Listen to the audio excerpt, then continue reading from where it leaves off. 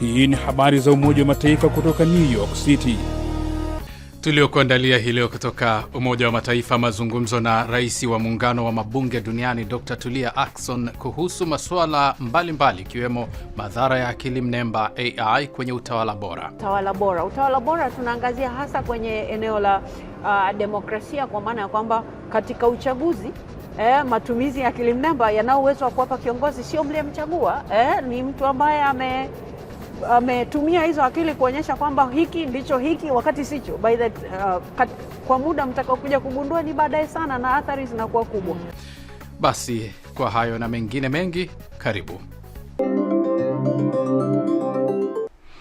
Ni Alhamisi ya tarehe 30 ya mwezi Aprili mwaka 2026, siku ya kimataifa ya muziki aina ya jazz. Mwenyeji wako ni mimi Arnold Kayanda kutoka hapa makao makuu ya Umoja wa Mataifa, New York, Marekani. Kabla ya kukuletea mada kwa kina, kwanza ni muhtasari wa habari ukiwasilishwa na Lea Moshi. Karibu Lea. Asante Arnold. Katibu mkuu wa Umoja wa Mataifa Antonio Guterres hii leo saa 3 asubuhi kwa saa za New York, Marekani, ameeleza kuwa na wasiwasi mkubwa kuhusu suala la kufungwa mlango bahari wa Hormuz wakati mzozo uko Mashariki ya Kati ukiingia mwezi wa 3, licha ya kuwepo kwa usitishaji mapigano aliyouita kuwa ni dhaifu. Katibu mkuu ameonya kuwa kadri hali inavyoendelea ndivyo gharama za ubinadamu zinavyoongezeka, akisisitiza kuwa nchi zinazoendelea zitaathirika zaidi kutokana na madeni makubwa na kupoteza ajira, na kuwataka wahusika wote kurejesha mara moja uhuru wa usafiri kama ilivyoainishwa na Baraza la Usalama la Umoja wa Mataifa kupitia azimio namba 2817. Amesema kufungua mlango huo muhimu na kuhakikisha usalama wa meli kutaruhusu uchumi wa dunia kuimarika tena, huku akisisitiza pia kuepuka vitendo vinavyoweza kudhoofisha usitishaji mapigano na kusisitiza umuhimu wa mazungumzo ya kudumu ya amani. Ripoti mpya ya pamoja iliyotolewa leo na mashirika ya Umoja wa Mataifa yanayohusika na masuala ya chakula, kilimo na uchumi yakishirikiana na Tume ya Muungano wa Afrika imeonyesha kuna pengo kubwa kati ya ufadhili wa sasa wa umma na binafsi wa kilimo na kiwango cha ufadhili kinachohitajika ili kubadilisha mifumo ya kilimo barani Afrika. Ripoti hiyo pia imethibitisha ongezeko linaloendelea la njaa na ukosefu wa uhakika wa chakula kote barani Afrika, ikisisitiza uharaka wa ufadhili mkubwa na endelevu ili kubadilisha mifumo ya kilimo. Na leo ni siku ya kuadhimisha muziki wa jazz duniani. Siku inayotukumbusha nafasi ya muziki wa jazz kama daraja la kuleta amani, umoja na mazungumzo kati ya watu wa tamaduni tofauti. Kupitia midundo yake ya kipekee, jazz imeendelea kuwa chombo muhimu cha elimu na ushirikiano, ikiunganisha jamii duniani kote. Serikali, taasisi za elimu, mashirika ya kiraia na watu binafsi huungana kusherekea mchango wa jazz katika kujenga jamii jumuishi. Shirika la Umoja wa Mataifa la Elimu, Sayansi na Utamaduni UNESCO mwaka 2011 lilipitisha siku hii, na kwa zaidi ya muongo mmoja sasa, maadhimisho haya yamekuwa na kuwa harakati ya kimataifa inayogusa kila bara kupitia maonesho, programu za elimu na shughuli za kijamii, yakionyesha wazi kuwa jazz si muziki tu, bali ni lugha ya dunia inayotuunganisha. Mwisho wa muktasari wa habari. Asante sana Lea Moshi kwa kutuletea muktasari wa habari. Hivi punde tutakuletea mada kwa kina maalumu ya mazungumzo yetu na rais wa muungano wa mabunge duniani IPU Dr. Tulia Ackson. Salia papo hapo tafadhali. I solemnly swear to exercise in all loyalty, discretion and conscience the functions entrusted to me as Secretary General of the United Nations, to discharge these functions and regulate my conduct وفي أداء عملي سوى مصالح الأمم المتحدة وحدها, and not to seek or accept instructions in regard to the performance of my duties from any government or other authority external to the organization.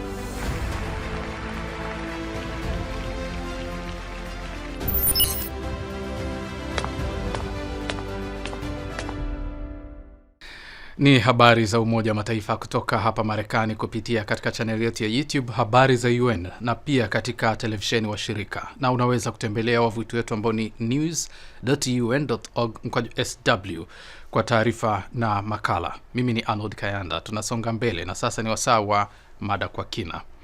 Kama nilivyokujulisha katika utangulizi wa kipindi hiki, mgeni wetu leo ni Dr. Tulia Ackson, rais wa muungano wa mabunge duniani IPU, ambaye hivi karibuni akiwa hapa makao makuu ya Umoja wa Mataifa aliongoza kikao kilichokuwa sehemu ya mkutano wa 70 wa kamisheni ya hali ya wanawake duniani CSW70.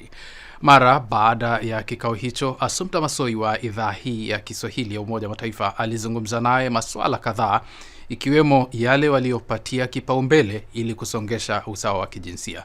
Karibu Dr. Tulia. Kauli mbiu ya mwaka huu inazungumzia kuweza kuzifikia hizo haki za mwanamke, lakini pia haki za mwanaume. Tumeona mazingira ambayo kukua kwa uwakilishi wa huyu mwanamke katika nafasi mbalimbali kunakuwa taratibu sana.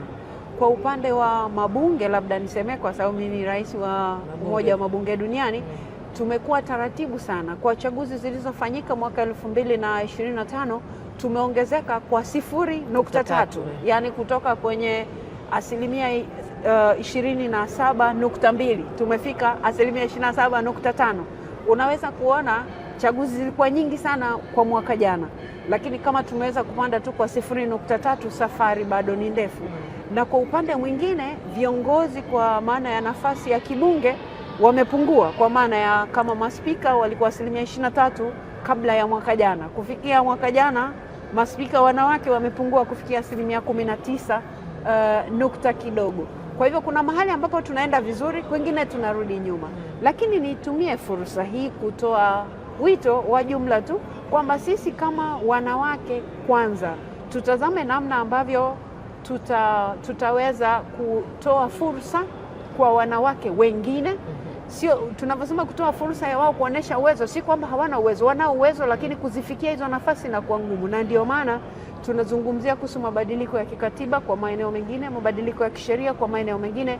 Kwa maana ipi? Kwa maana kwamba sheria iweke utaratibu ambao mwanamke atapata nafasi kwa kutumia njia yote ile. Kama itakuwa ni nafasi hizi, pengine kwa upande nikitumia mfano wa nchi yetu ya Tanzania, nafasi hizi tunazosema za uwakilishi 30% lazima wawe wanawake. Kama hiyo njia inaweza kufanya kazi katika nchi, basi iende njia hiyo. Na pengine isitokee namna tena tunakuwa na mijadala ya kupunguza hizo nafasi, kwamba pengine tupunguze ama kuondoa kabisa, kwa sababu hiyo mijadala pia ipo. Yaani watu wanaona kwamba pengine tumeshafika mahali ambapo wanawake na wanaume tuko sawa.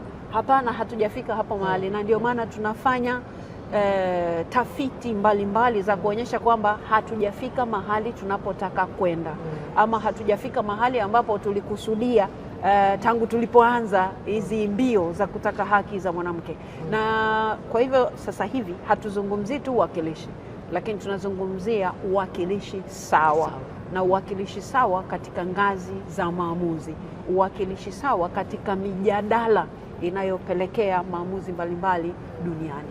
Naomba tumulike swala la deepfakes. Hii michoro ambayo sasa hivi hii akili mnemba inachukua picha za wanawake, inawabadilisha, inaweka mambo mabaya. Mtu anaamka tu asubuhi anakuta mambo yameshasambaa mtandaoni, lakini kuna kikwazo cha sheria hapo. Sijui nyinyi kama IPU umeona kama hili ni tatizo, na sasa mnayaambiaje mabunge kule yachukua hatua gani, kwa sababu wanawake wanajikuta ameshadhalilika na yeye ndo anaonekana ni mbaya mpaka aje apate suluhisho. Ameshachelewa na mpaka anaogopa. Labda niseme huu ni upande mmoja tu, lakini athari zake zinampata mwanamke katika maeneo mengi sana. Anatazamwa tofauti na mwanaume katika mazingira hayo sawa. Sasa kwenye hili jambo ambalo mtu anaweza kudhalilishwa kwa ajili ya haya maendeleo tulionayo ya teknolojia, hizi akili mnemba kwa kweli zimeleta ama niseme imeleta changamoto kubwa, kwa sababu mtu anadhalilika, lakini hakuna ukweli katika jambo hilo.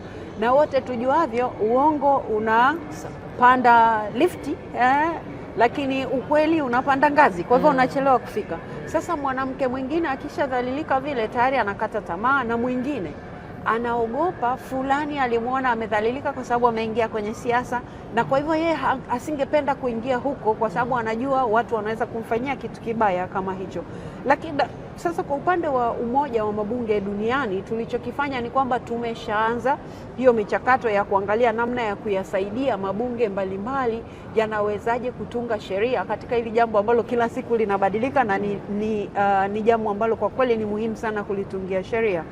Mpaka sasa tumeshapitisha labda useme resolution, azimio.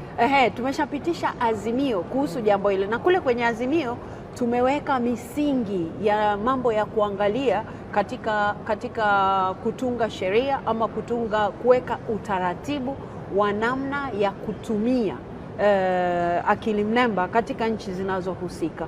Kwa nini? Kwa sababu akili mnemba ina upande mzuri na ina upande hasi, ambao upande hasi sasa unaathiri utawala bora, unaathiri haki za binadamu. Sasa mazingira kama hayo lazima kuweka mazingira ambayo binadamu haki zake hazitaathiriwa na matumizi ya akili mnemba. Lakini pia utawala bora tunaangazia hasa kwenye eneo la demokrasia, kwa maana ya kwamba katika uchaguzi matumizi ya akili mnemba yana uwezo wa kuwapa kiongozi sio mliyemchagua, ni mtu ambaye ametumia hizo akili kuonyesha kwamba hiki ndicho hiki wakati sicho. Kwa muda mtakaokuja kugundua ni baadaye sana, na athari zinakuwa kubwa.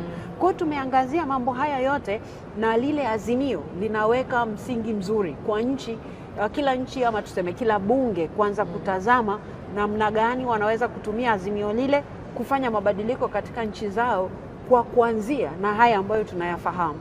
Sasa nchi nyingi hazijaanza kuchukua hatua kwa sababu ni jambo linalokuwa haraka sana. Kwa hiyo inakuwa ngumu sana mabunge kutunga sheria leo na kesho limeibuka lingine na kesho. Kwa hiyo nafikiri wengi wanatamani wajifunze kwanza, waone mambo yanaendaje, alafu ndio waweze kuweka sheria. Nakushukuru sana. Pengine kuna jambo ambalo sikukuuliza lakini ungependa watu walisikie?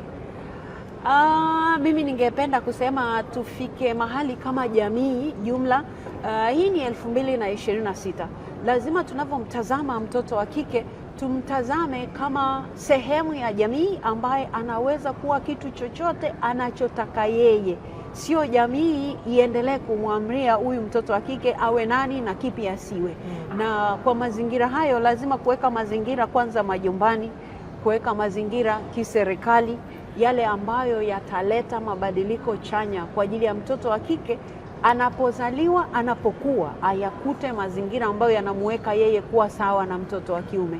Hakuna mtu atabadilisha zile kazi za kibiolojia, na sisi hatutaki kutumia kazi za kibiolojia ambazo Mwenyezi Mungu amemjalia huyu mwanamke kuwa kikwazo kwa yeye mwanamke kupiga hatua. Lazima tuweke mazingira ya mtoto wa kike ajione ni sawa na mtoto wa kiume, sio kwa maana ya majukumu ya kibiolojia, lakini kwa maana ya majukumu ya kiuongozi, majukumu ya kazi, ikiwa ni pamoja na hawa watu kulipwa sawa kazi wanapofanya zinazofanana. Asitazamwe huyu ni mwanamke, huyu ni mwanaume. Na yale mazingira ambayo huko nyuma yalikuwepo yaliyomuathiri huyu mwanamke kisaikolojia, kujitazama unyonge, kujitazama hawezi, tuweze kuyaondoa hayo kwa kutumia mifano mizuri ambayo wanawake wameweza kufanya vizuri. Kwa hiyo jamii nzima tusiwe sehemu ya kumkwaza mwanamke, kumkwaza binti kufikia ndoto zake za kiuongozi. Nakushukuru sana. Karibu sana. Asante sana. Asante sana. Shukrani sana Dr. Tulia Ackson na Assumpta Massoi kwa mahojiano hayo ambayo ndiyo yanatamatisha kipindi chetu kwa siku ya leo. Basi tukutane tena Jumanne ijayo kwa jarida lingine la video. Kwa upande wa kipindi cha redio ni kila siku, kwa hivyo kesho Ijumaa utapata habari za Umoja wa Mataifa. Hata hivyo kwa sasa unaweza kutazama habari na video nyingine kwenye channel yetu ya YouTube Habari za UN, na katika ukurasa wetu wa X jina ni hilo hilo Habari za UN. Kumbuka pia kupakua app yetu ya Habari za UN katika Play Store na App Store. Kwa niaba ya wote walioshiriki kukuletea jarida hili, mimi ni Arnold Kayanda na kutakia amani na kwaheri kutoka New York, Marekani.